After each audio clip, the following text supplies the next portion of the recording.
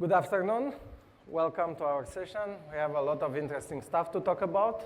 My name is Cristian Petculescu. I'm the Chief Architect for Power BI. And I have with me here. Hey everyone, my name is Mohammed Ali. I'm the Program Manager for Dataflows.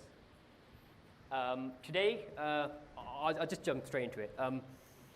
Today we're going to go through quite a different session than you normally would see. We're going to actually cover Dataflows.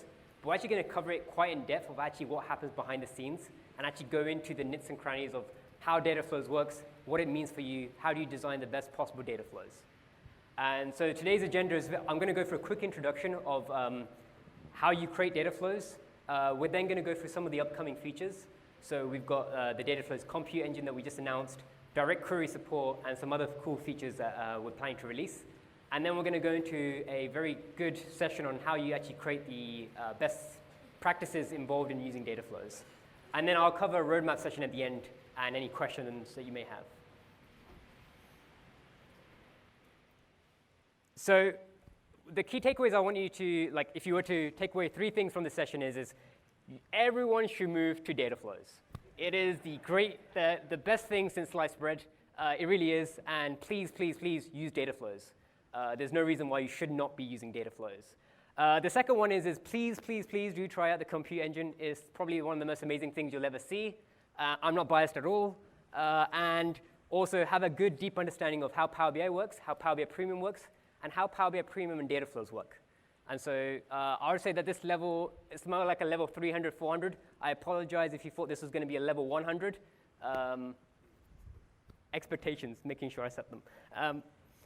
OK, so let's go through a quick introduction of data flows. Hands up in the room. How many of you guys have actually know what data flows are? Damn. OK, so quite a lot of you. I will go through these slides very quickly then, so we don't waste time. So if you are new to data flows is basically the ETL strategy inside Power BI.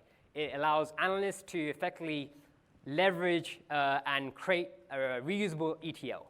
And so we have these slides. I always like presenting these slides. Is in the modern BI world, one of the things that we wish for thinking is that we have is you want to be able to connect to data. You want to be able to transform it very quickly. You want to be able to reshape it very quickly. And in reality, this is actually not very true. Finding and connecting to data is very difficult. Data often needs to be reshaped. Doing transformations at scale is very painful.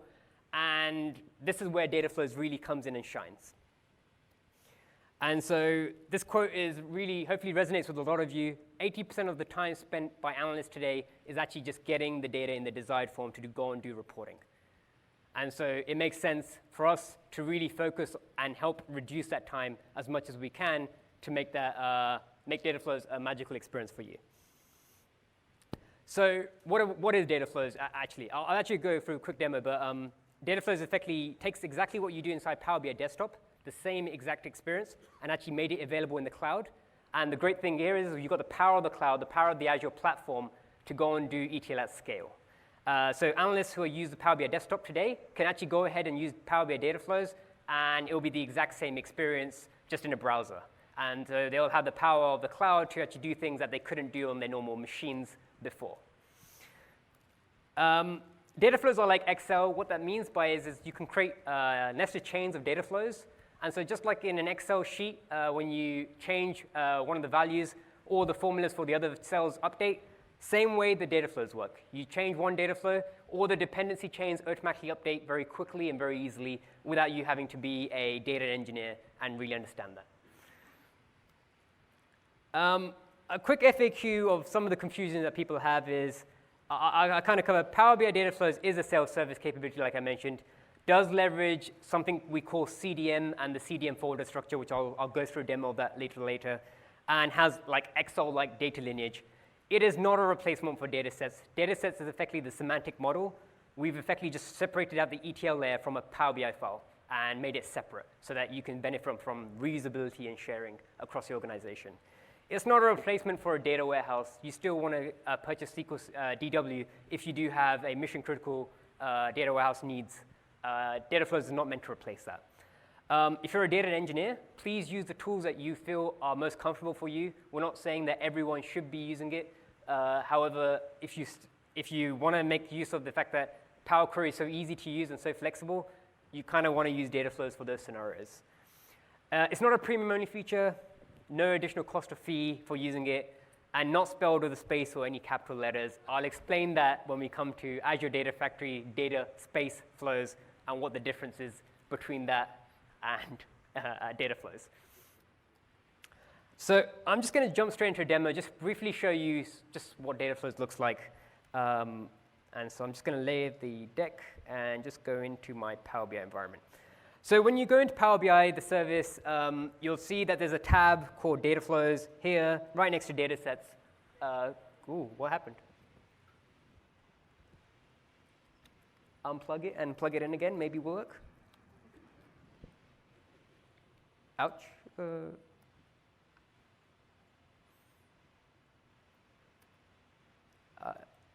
It's back. OK, so Dataflows, as I was saying, is right next to the datasets. It's just like a little tab here. When you click it, you can actually see all the data flows that you have created. What I'm going to show you is how you create a simple new data flow. And so I'm just going to go to this little create icon here and say create a new data flow. And you'll be presented with a screen and saying, hey, how would you like to start authoring your data flow? So what I can do is add linked entities, which is the middle one here, which allows me to go on link other data flows and other entities which are effectively tables of data from other data flows. I can actually attach CDM storage, which means that if I've got a data in ADLS Gen 2 in Azure storage, I can actually just say, hey, if it's in the correct format, I can link it and then use that inside Power BI, which is such a great feature. Highly recommend you guys to try that out. The one I'm going to focus on in the next 5 minutes is really the define the new entities, which is how you create a brand new data flow from scratch. So when you click it, you'll see a list of connectors that we support. This list is ever growing and will hopefully be feature parity with what Power BI Desktop supports. For this really simple demo, I'm just going to connect to SQL Server. I'm going to put in someone else's SQL Server database here, and I'm just going to click Next. And just the same experience you get in Power BI Desktop, it'll then say, hey, which database would you like to connect to? I'm just going to connect to the hotel reviews data because I also work for the AI team, and I'm going to show you some cool AI stuff because that's what I have to do. If I can find it. Let's connect to customer comments. So if I just select it here, it will actually let me see the data. I can click Next, and now I can edit the data. In this really quick example, I can do exactly the same things that I could do in Power Query Desktop. I can transform the table, transpose the rows, or count the number of rows. I can do a long list of other things like filtering. I can also do the add column, add a new index column, add a conditional column. But the one I really want to show you the cool thing today is the AI Insights button, that when you click the AI Insights button, it will actually detect all the things that you have access to. So if you're in Power BI Premium, you'll get access to the thing that we just GA'd today, which is the cognitive services. And hopefully this will return sometime soon. And it will allow me to do sentiment analysis directly on top of my Dataflow data. So this is something you can't do in the Power BI Desktop today, but you can do in Azure Power BI Dataflows. And I can just say, hey, I actually want to do score the sentiment. And I'm just going to say, look at the guest comments data and just click apply. And this will actually leverage the same stuff that we use inside Azure called Azure Cognitive Services to do sentiment. And once this runs, I now have a complete data flow. I can save and close it. I can then use it inside Power BI Desktop. And I can effectively create one version of the truth. So I can say, this is all my comments data across my organization. Everyone now can use this data to do whatever their heart desires. And that's the whole benefit, or the kind of sharing the reusability factor inside data flows. Let me go back to the deck and see if there's anything else. So just to summarize, data flows are great for creating reusable ETL, enabling sharing and collaboration on data sets inside the organization, and allows you to scale to large volumes with the power of the cloud. Thank you. Thank you, Mark. Hello? All right. Thank you, Mo, for the excellent introduction. So we'll talk a lot about performance and scalability. And in order to get this better, we'll go what happens underneath the hood. When you use Power BI, that is to get your reports and dashboard, you probably realize that there are lots and lots and lots of users. I have millions of users connected to the service. And these users are actually distributed through the entire world. And in order to address performance and scale for these users, we actually build Power BI clusters within the data centers throughout the globe. And if we don't count the backup clusters, the backup regions, and we count all the regions that we have, including sovereign clouds, we have today 29 regions plus, and it's increasing as we speak. Now, within each region, we have clusters, one or multiple clusters. And this is what happens in a cluster. It's a bit of architecture here. So take it with a bit of grain of salt, but it's representative. What we have a bunch of machines that work for you seamlessly. And actually, it's a shared service. Across these hundreds of machines that we have in a clusters, there are multiple tenants. And the different tenants, people from different tenants, sit on the same machine and even on the same process. And we make sure that nobody sees your data except you by having in that database, a metadata database, we know who you are and what you have access to, what are your artifacts, such that we show you what you are entitled to. While the data, we keep it in Azure storage. But the key point here is that everything here is shared. So we need to put throttles such that everybody gets a decent experience. But this is not all that is possible. You are able to purchase premium capacity, that is Power BI Premium, where you can actually, for your tenant, can buy dedicated machines where the heavy lifting of the cloud happens in your machine. So you do not get noisy neighbors, or everything is dedicated to you. And you manage it yourself. You can allocate more resources, pay us more money, and get bigger resources. So why would you do all that? Because first of all, it gives you a licensing benefit. You now can put as many users as you want. You can share applications with with the users that do not have a pro license. But also, now you get other interesting things. You get predictable scale and performance, because everything now you can decide in your IT department how many resources you give to whom. And also, you get scale and performance specific features. For example, large files in analysis services, incremental refresh. All these are features that are possible just in Premium, because in shared, we have to think for the good of everybody. While here, you are your own God, and you manage it. What does it mean for Dataflows, for us in Dataflows? Well, in shared, everything is taken care of by all the heavy lifting is done by the shared machine. So we have throttles and different features in place. And actually, it's not the same machines, but we're using another service. It's called Power Query Online. Is that service that Mo has demonstrated. But it's still, the key point is, it's a shared service. In Premium, all the heavy lifting is done by your machine that you purchase.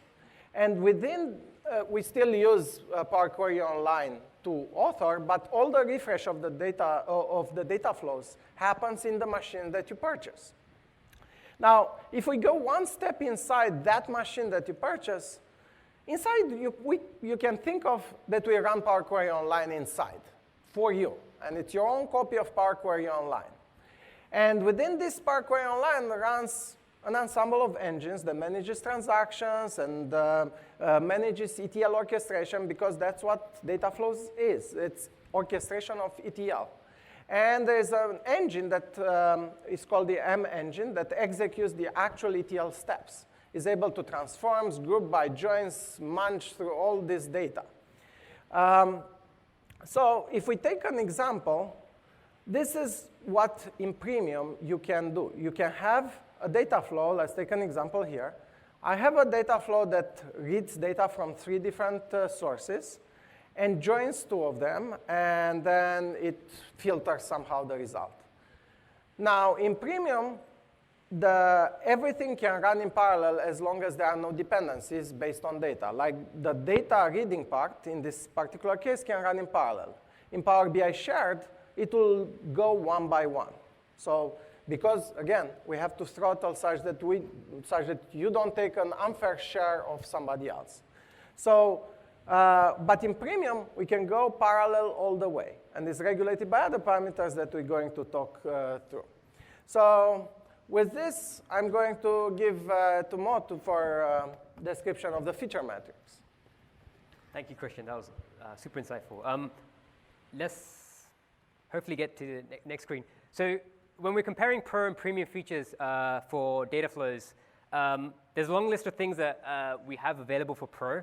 And the way we really distinguish the Premium features is when we know that you need dedicated capacity, that we can then have the ability to go and run additional things, is when we actually put a Premium tag on it. And so like I went through, basically whatever I showed you earlier on, apart from the AI stuff, was actually available in Pro.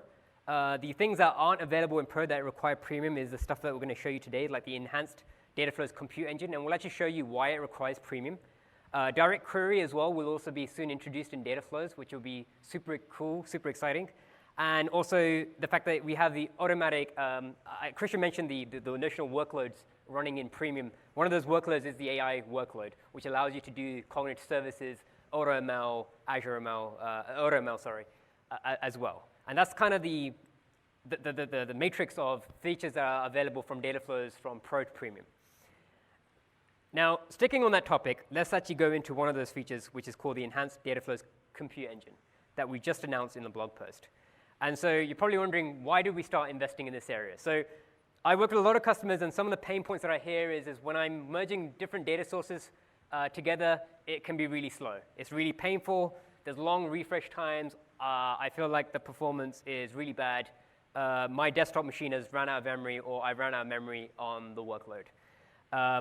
And we're not data engineers. We don't necessarily know how to necessarily solve these problems. And so we kind of took it upon ourselves to actually make a capability available in Dataflows to actually solve those problems for free for you guys. And so with Dataflows Compute Engine, we actually allow you to do high performance by leveraging effectively a cache layer that Christian will actually walk you through in terms of the architecture, which will hopefully greatly reduce the refresh times, allow you to work with much larger data sources that you couldn't do before inside Power BI. And I want to emphasize there's no change to the process. Analysts are none the wiser that they're actually working with something sophisticated. We're trying to effectively put it behind a black box, actually scale it for you so you don't have to ever worry about those tuning requirements that you may necessarily have to worry about in the past. And so I'm actually going to show you a demo of how you actually go and enable this and how you actually go and use this and show you how there's not much change. So I'm just going to come out of the presentation, and I'm going to go into a really simple example.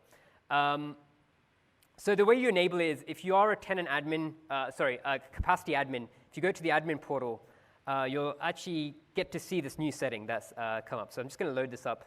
This can take a couple of seconds. And I'm just going to go into my capacity. And so we've actually just introduced, and Christian's actually going to explain what all these settings mean in terms of the data flows, but I'm just going to explain a couple of them. So we actually have the data flows one, so you can actually say enable data flows on this capacity or not. So you can actually disable it if you really want to. You can decide how much memory is dedicated to that, and what that means, Christian will explain. And this new switch that you might have realized, or you might have not realized, is we've just I've made this available, which says allow the data flows compute engine, the new one that we just released, to actually function. And so if you tick that box, it will just work. No one actually has to do anything else to their data flows. The data flows will start making use of that new compute engine. So what does that actually mean? So I'm just going to go into my simple workspace, and I'm just going to show you literally nothing has changed. So I'm actually going to just go and create a simple data flow, and I'm just going to say link to an existing entities. And so we're actually leveraging the TPCH dataset that allows you to effectively do benchmarking against to see how performant you are. So I'm actually just going to connect to the TPCH demo dataset, which is in this data flow. And I'll just call it the sales data. And in this case, I'm going to use the customer line item and orders. So I'm just going to quickly connect to that and click next. And so when you leverage linked entities inside data flows, it comes up with this message saying, hey, you can't chain linked entities, but you can create computations on top of these linked entities. And so what I'm going to do is very, very quickly is just reference an existing entity, the customer entity, and just very quickly combine it with my orders table. For the actual test that I'm going to show you in a moment, I actually combined it with the line items table as well, and I'm just going to combine the customer key with the orders key. And so what I'm going to do is I'm just going to do this merge very quickly. I'm going to save the data flow and then do a refresh, and then hopefully in a couple of seconds when we come back to it, show you the performance difference between using the compute engine and not using the compute engine against this data set. And you'll see some really cool results. So I'm just going to click OK. I'm actually not going to save the data flow. I've actually already ran it so that we don't have to sit here and wait for it. I saved the data flow after I did the join, and then I'll share the results with you. But before we do that, we should actually explain what's actually happening with the new enhanced compute data flows engine, and I'll hand it back over to Christian to go through that. Thank you. So Mo has explained why what we wanted to do. But why is it faster? I mean, we have an engine there, it's the M engine. And now we say we'll do something with SQL, with this enhanced engine. What did we do? So let's start back to the picture. It's the same picture we've seen before. We have, this says we have Dataflow engine running. And I did explain that behind the scene, there is an engine, the M engine, that transforms the data. Everything is done by that engine. And the power of this engine, the main power is that it's able to work with many, many data sources. Mo has shown that we have tens of data sources that we support. And actually, the key part that M does is able to transform the M language, the one that Power Query spews out, into the underlying language that each data source works with. So the richer a data source is, like SQL, it can push more to it. If it's less rich, it cannot push that much. So then it compensates, and it does all the calculation itself. However, given that the main skill of the engine is to push the calculations down, the rest of the stuff is not that great comparing to SQL, for example, because SQL, its main goal is to process data. So what did we do? We put a SQL engine, and we decided that we cache each entity from the data flow also inside SQL. So the main copy is inside the lake, inside the ADLS Gen 2, but we also have a copy of the same data inside SQL. So why would we do this? Because if you look at this same data flow that we have here, when you execute the join, that yellow entity that happens right now, M engine cannot push anything because it doesn't have to push to anybody, right? They are just files. It's going to read the file and perform the join in memory. And as I said, it's not such a great join engine because its main purpose is to push calculations down. But look now, as we cache each entity inside the SQL, now when the join comes to execute, it has a choice. I can use the file, or I can use the SQL database. Well, guess what it's going to do? It's going to use the SQL database, and then it's going to delegate the group by down to the database. And then SQL, as we said, it's really, really great. Okay? So now let's look at some results. Would you, Mo? OK, so instead of going back and forth, I'll just go through the actual results. So when we actually ran the results with the SQL compute engine turned on versus turned off, this is the results that you should hopefully start to see. From we took the 10 GB test and just looked at just some of the calculations that actually ran in the compute engine versus didn't run in the compute engine. And we noticed up to a 25 times improvement in performance, just doing the calculation alone. When we look at the total execution time in minutes on how often did the job run in terms of refresh time, we actually notice a 5x improvement in performance. And you're probably saying, why is the refresh time slightly slower? Is when we're writing the data, we actually write it twice, which is why there's a slight bottleneck in the fact that the compute engine ends up having to write in SQL and has to write it in the file, which is where the time is taken.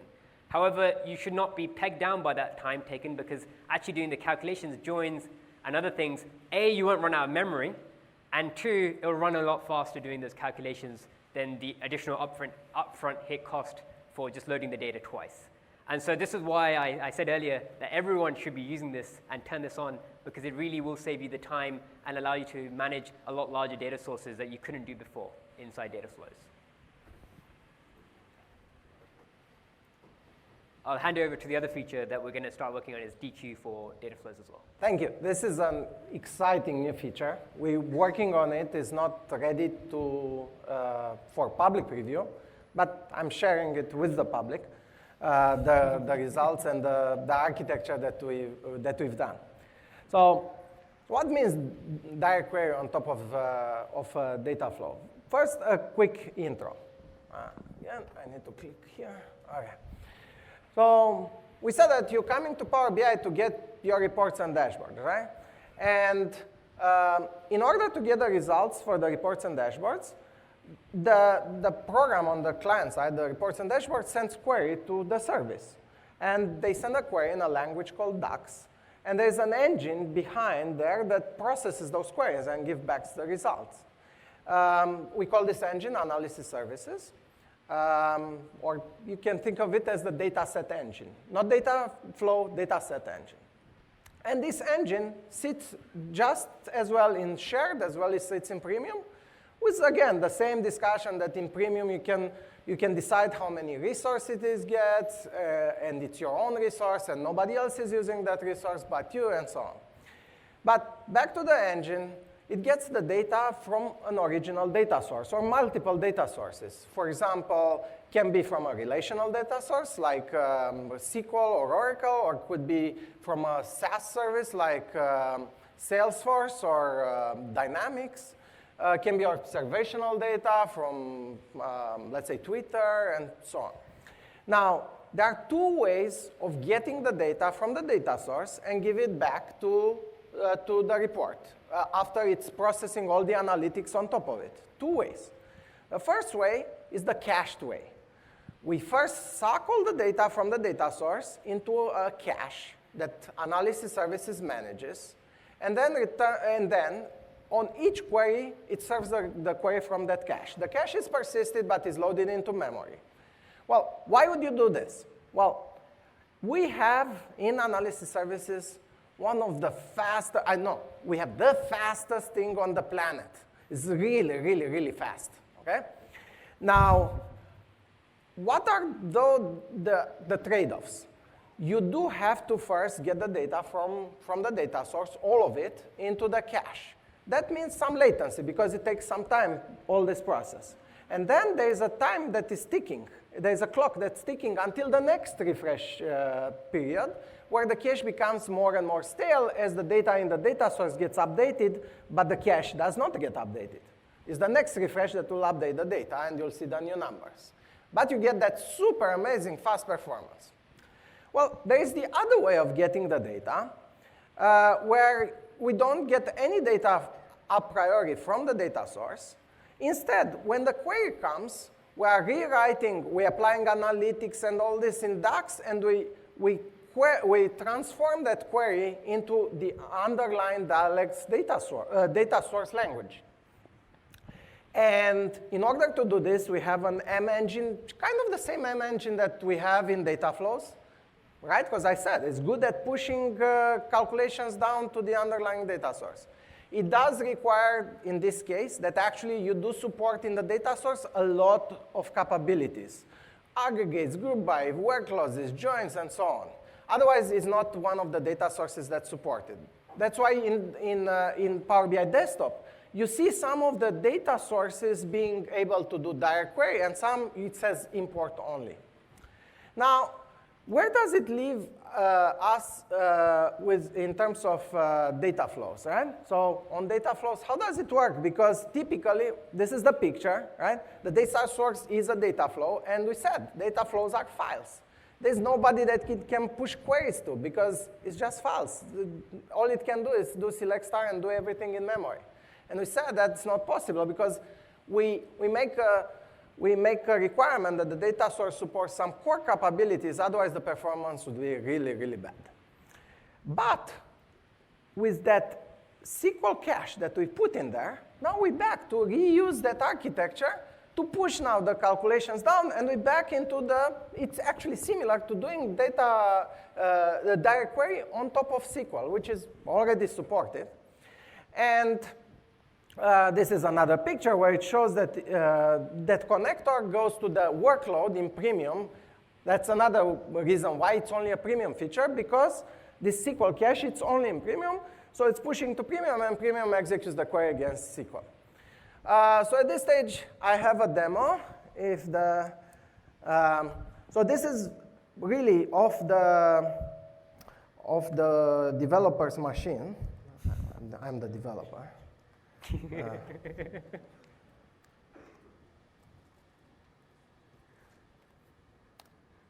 All right. I'm in Power BI desktop, and I go to get data. And inside the Power Query connectors, you'll see, inside the Power BI connectors, you'll see a new connector. It's the Power BI cached data flows. I'm going to connect to it, and all of the data flows that actually have the cached enable are going to show up here. So I'm selecting the DQ demo workspace. There's a model here with the table orders. I'm going to select that table. Okay. I'm going to say load. And in the load, it will ask me, do you prefer import or direct query? I'm going to say direct query.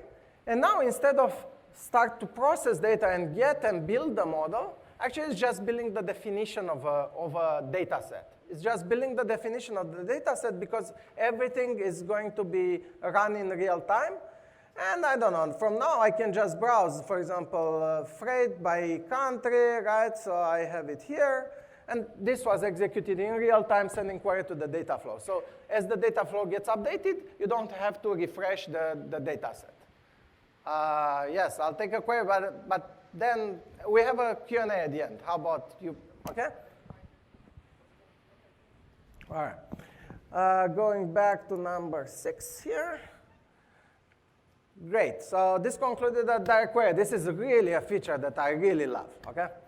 So we can talk about the other feature that I really love. Awesome. So how many of you have actually used the ADLS Gen 2 with Dataflows today? Not many of you. Great. So I'm going to actually show you why you should also be using this feature as well. It's still in preview, so it's not ready for production workloads. But when we do make this available, hopefully by sometime this calendar year, you'll see why this is so useful. And so to actually better illustrate why you should be using this, I actually like this picture that I actually stole from someone, which actually kind of describes the landscape of where we are with ADLS Gen 2. So this, on the left, you'll see the Power BI ecosystem. You have the reports and dashboards. You have datasets. Datasets can leverage data flows, and data flows writes data to ADLS Gen 2. Everyone's happy so far. The strategy that we're trying to drive with Microsoft is if every Azure service could use ADLS Gen 2, you now have a centralized layer or a veneer within inside the organization that accumulates data across the whole organization. And so the great benefits here are that every service, this is more of a promise. Every service is able to read and navigate the data that's in ADLS Gen 2. That's promise number 1. Promise number 2 is every service is able to read and write to a single format so that everyone benefits and you don't have to write multiple connectors. You only write one connector ever. These are promises. I'm not saying we've necessarily delivered on all these promises, so hopefully you won't pay. And then hopefully you'll use the right service for the right job. So you're no longer bound by saying that, hey, if I'm using Databricks, oh no, I have to write it in different format versus if I'm using Power BI. No, that problem will hopefully go away where everyone will now use a standard format. And so we've kind of been pushing this from an Azure integration point of view and a Power BI integration point of view. And hopefully this makes a lot of sense for you guys. A lot of the pain points that you guys will see will hopefully now start to This is really important. Think about it. You don't have to connect the services to work together, like connect from Databricks to ADF, from ADF to Power BI. You can standardize on the storage, and they can all observe connectivity to that thing. It's really important. Awesome. And so, yeah, one shared data layer across all Azure services is the promise that we're trying to deliver with ADLS Gen 2 with Power BI Dataflows. Now, a lot of people, as you guys didn't raise many hands, I'm actually going to go for a demo of how you actually, like, what does it mean to be connected with ADLS Gen 2? And so what I'm going to do is I'm just going to show what I created earlier and actually walk you through what actually happened. So earlier on today, I actually created a data flow called DEF Simple Demo. And in this, you guys are not going to be surprised by this. I've got a really simple field, which is just a categories field, which has just basically an int64. Really simple data set. Hopefully, by keeping it simple, you'll hopefully understand more of the intricacies involved. When I create a new workspace, actually you have a choice if the tenant admin has enabled it to actually say, do I want this workspace to write data to ADLS Gen 2, or do I want it to use the internal storage? I actually flip the switch to say, please write it to ADLS Gen 2, because I want to now use it with Databricks.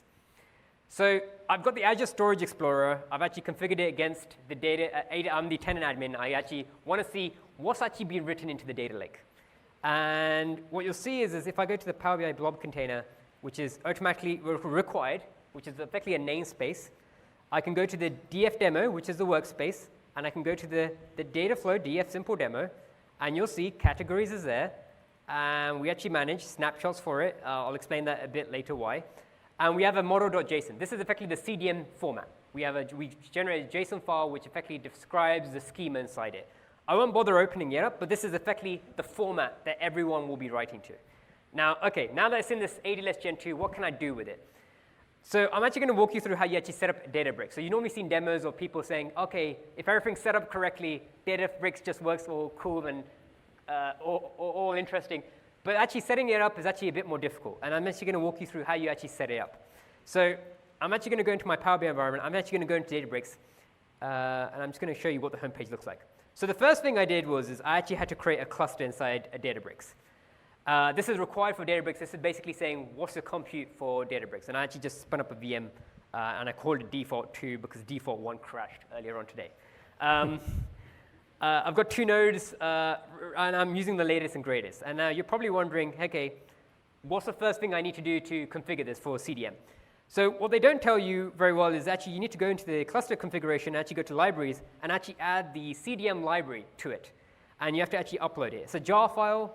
The way you get to that jar file is if I go here and go to one of my bookmarks, we actually have an open source library that actually was written by our team that actually shows you the Spark connector inside Databricks that effectively allows you to connect to CDM.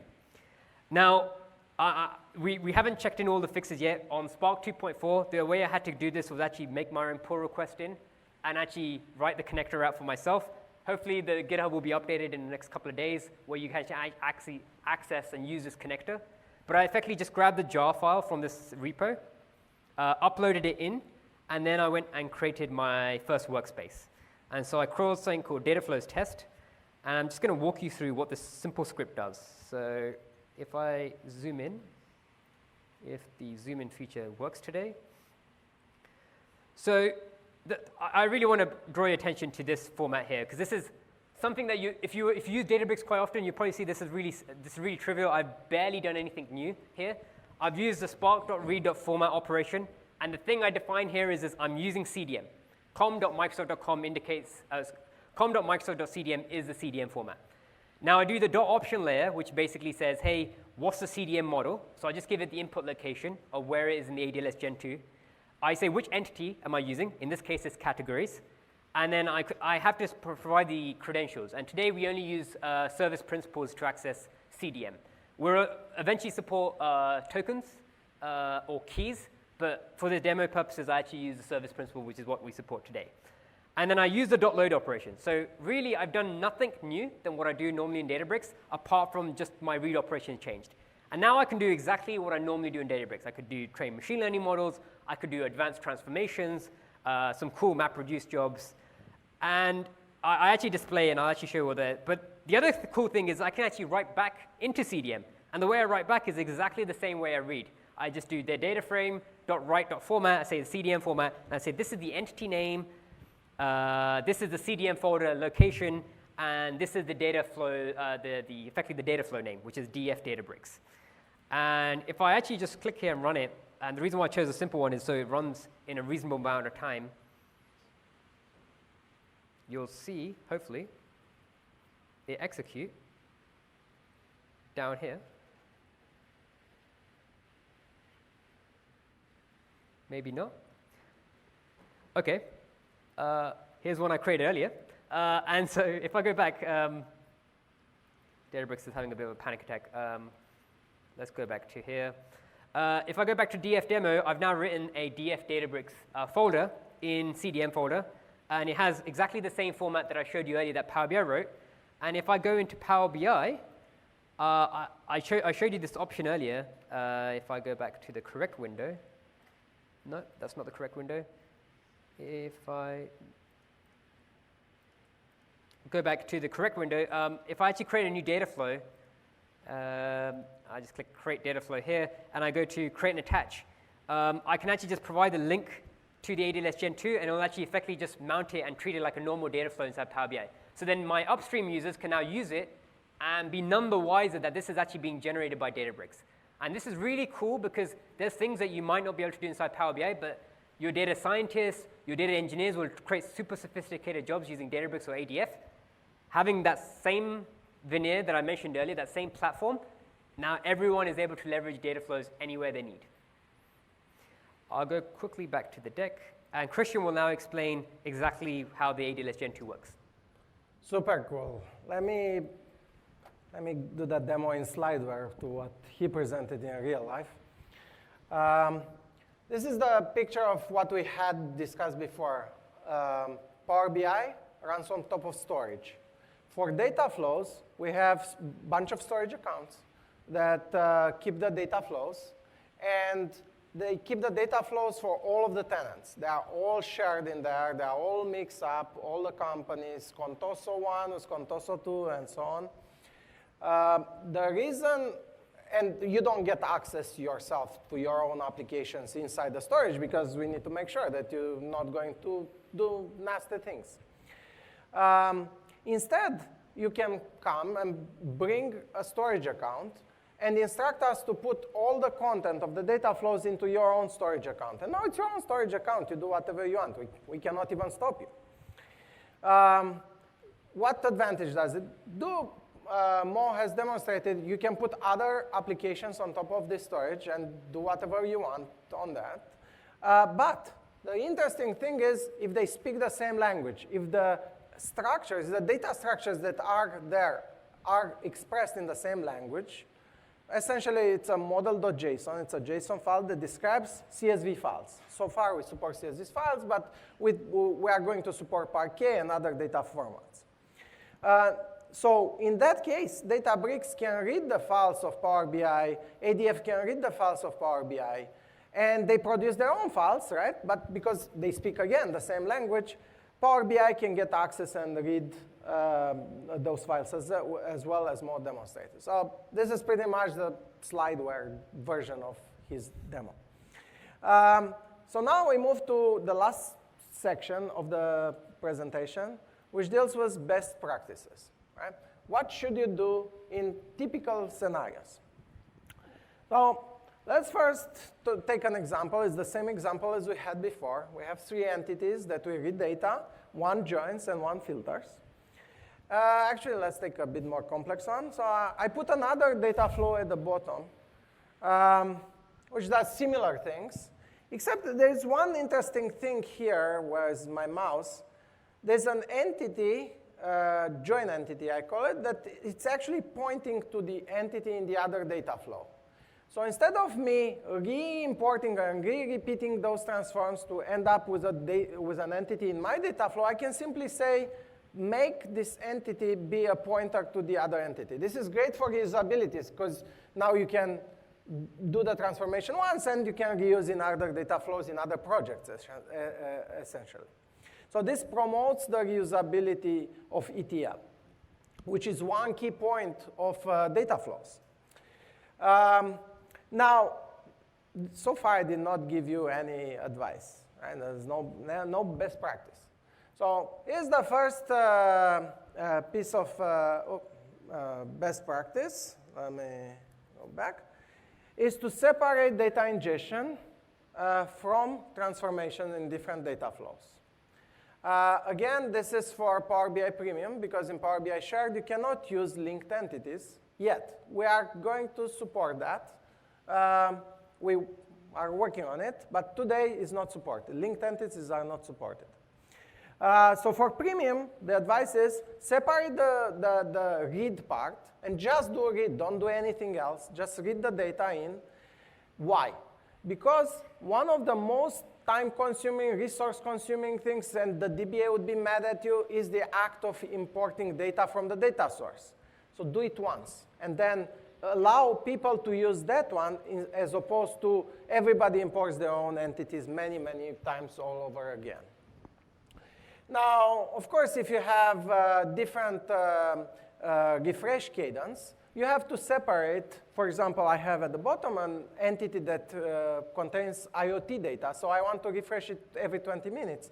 And on top, I have entities that refresh every 4 hours. Maybe they come from Dynamics, and maybe I said that's good enough.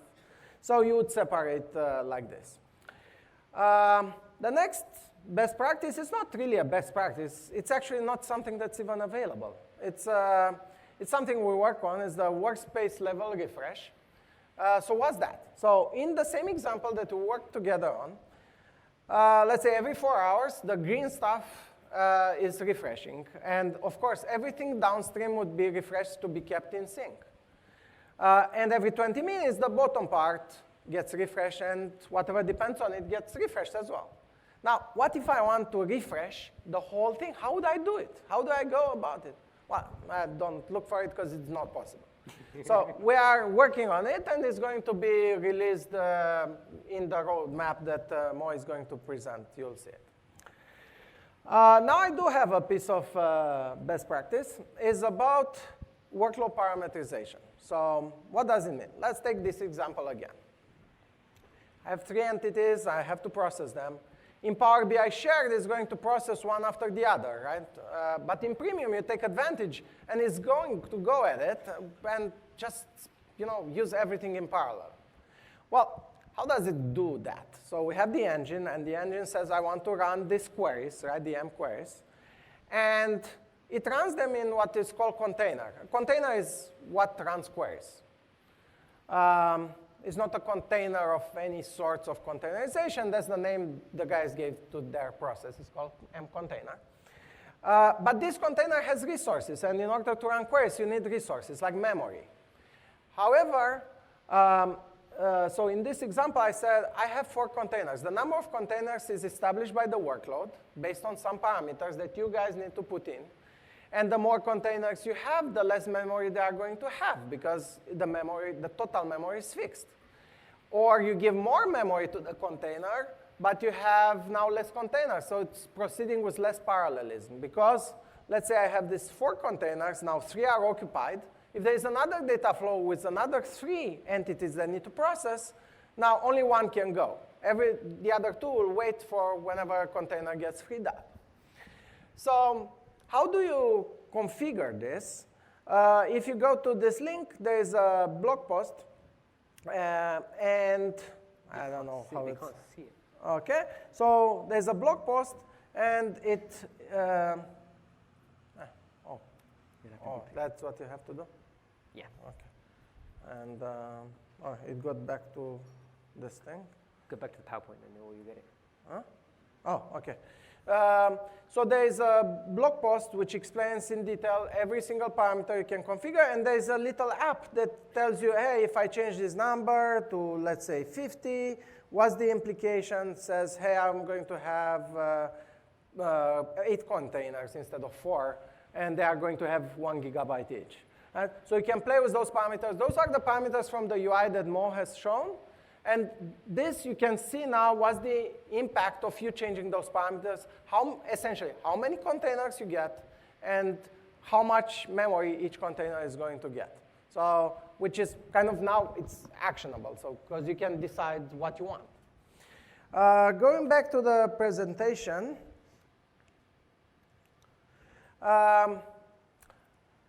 one of the last pieces of advice that I have is about query folding for extract and transform. So remember, M needs to push data, as much of calculation back to the original data source.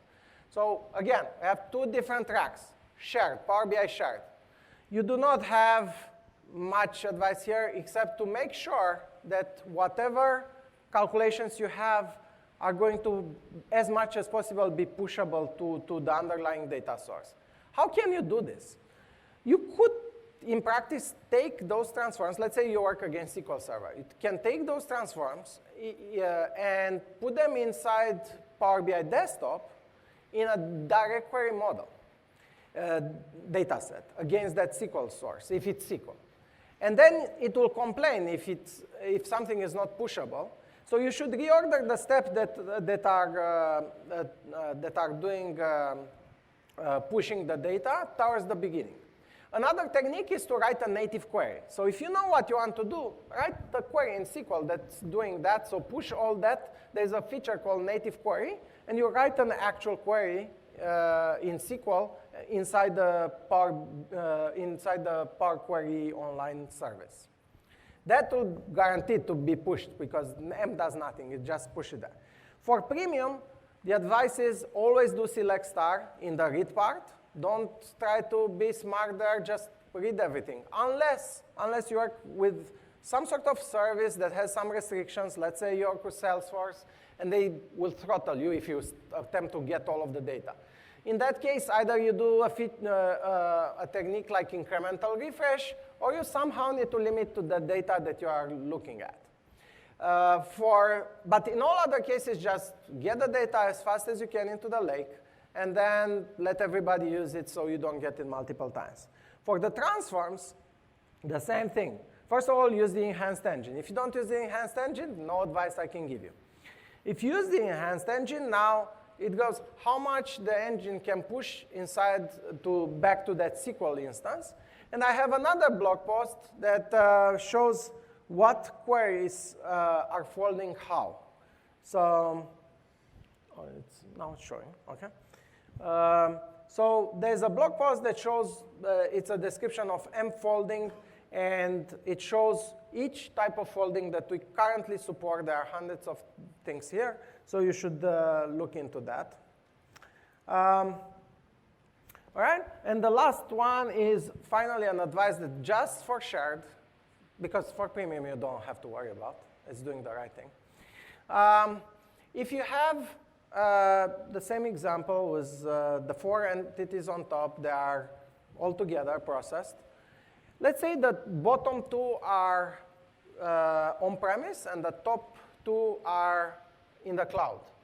Well, in Power BI Shared, the top 2 are contaminated by the fact that they are together in the same data flow as the ones from Shared. So they'll, in the ones on-premise, and they will execute all of them on-premise, which kind of doesn't make sense because it will get the data from the cloud, move it to on-premise, now move it back to cloud. While if you separate it into 2 different data flows, it will now, at least the cloud ones would process in the cloud. OK, so back to you. OK, so conscious of time, what I'll do is I'll quickly cover probably the biggest pain point that you guys have probably noticed is what's the difference between ADF data space flows and what's the difference between Power BI data flows. One has a space in it. Hopefully that's more obvious. And I do want to kill my marketing team from time to time because this is probably one of the most confusing things. There's actually no relationship at all. ADF data space flows effectively allows you, the click didn't work, effectively is a UI builder for doing transformations. I consider it more like akin to what SSIS allowed you to do. Allows you to drag and drop transformations. In Power BI Data Flows, you already had the great UI experience, and we're kind of targeting different users. We're targeting analysts. They're kind of trying to get data engineers to use their stuff. And so hopefully there's no confusion there. The next confusion that you probably may start to see is we're going to be announcing something called Power Platform Data Flows. Power Platform Data Flows and Power BI Data Flows. These are effectively the same thing. So if you're using Power Apps and you want to use data flows, use Power Platform Data Flows. If you're using Power BI, please use Power BI Data Flows. Eventually, hopefully, marketing will converge on the same name, but for now, that hasn't happened yet. And I did promise a roadmap. So we like to plan things 6 months in advance. I want to quickly go through what the roadmap for data flows looks like going in the next 6 months. So we announced today the data flows SQL compute engine in June.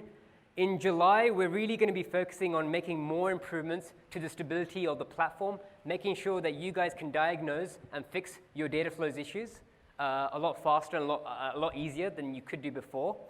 Going into August, we're going to probably solve one of the biggest pain points that you guys have told us is, hey, I'm a non-admin and I want to use a gateway. How can I do that in Dataflows? Today, you can't. We're going to make this available.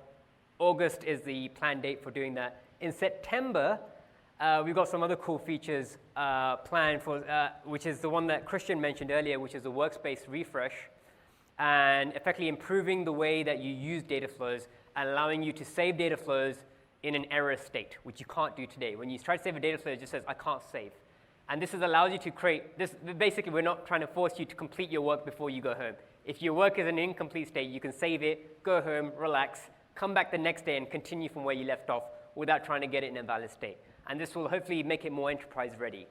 In October, we're going to hopefully release the direct query support. And hopefully in the next couple of weeks, I'm going to announce a more further roadmap of what we're going to do post-October. And there's a long list of things that we have or we could do, and I highly recommend you share your ideas on user voice. Some stuff that we could do is data quality or versioning support in Dataflows. Please vote for them on Dataflows and give us an idea of what you guys think are very important for you. And with that being said, I'm going to come back to those 3 key things. Please, please, please, please use Dataflows. It's the best thing since sliced bread. Try out the new compute engine. It'll save you a lot of time and refreshes, and it'll solve you a lot of frustration. And have a deep, hopefully have a much deeper understanding of how Power BI works. So when you're having conversations or trying to understand how you optimize things, having that deep understanding, we hope will benefit you guys in ensuring that you can really benefit from the ETL at scale story. So I now open the floor for questions, if you guys have any, but thank you for attending our MBAS session. Thank you.